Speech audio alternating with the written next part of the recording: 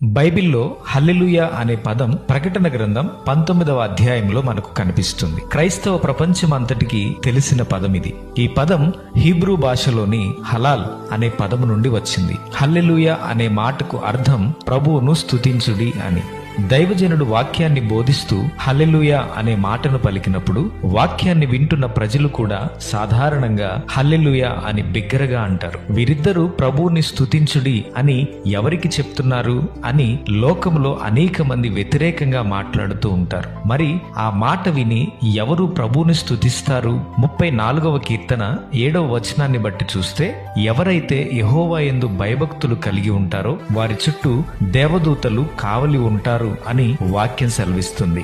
దైవజనుడు మరియు అక్కడ ఉన్న విశ్వాసులు హల్లెలూయా అని పలికినప్పుడు ఎవరు ప్రభువును స్తుతిస్తారు అంటే, మన చుట్టూ ఆయన కావలిగా ఉంచిన దేవదూతలు ఉన్నారు, వారు ప్రభువును స్తుతిస్తారు. అంత మాత్రమే కాకుండా మన చుట్టూ ఉన్న ప్రకృతి కూడా ఆయనను స్తుతిస్తుంది. భూమి ఆయనను స్తుతిస్తుంది, ఆకాశం ఆయనను స్తుతిస్తుంది, సూర్య చంద్ర నక్షత్రాలు ఆయనను స్తుతిస్తున్నాయి, పక్షులు, వృక్షాలు, జలచరాలు సమస్తము కూడా ఆ దేవాది దేవుని స్తుతిస్తున్నాయి. ఎందుకంటే ఆయనే సమస్తాన్ని సృజించినవాడు కాబట్టి, సృష్టికర్త కాబట్టి, ఆయనే నిజమైన దేవుడు కాబట్టి. లోకంలో అనేక మంది సృష్టికర్తను విడిచిపెట్టి ఆయన చేసిన సృష్టిని పూజిస్తూ ఉన్నారు. అట్టి వారందరికీ సృష్టికర్తను తెలుసుకునే కృప దేవుడు అనుగ్రహించునుగాక.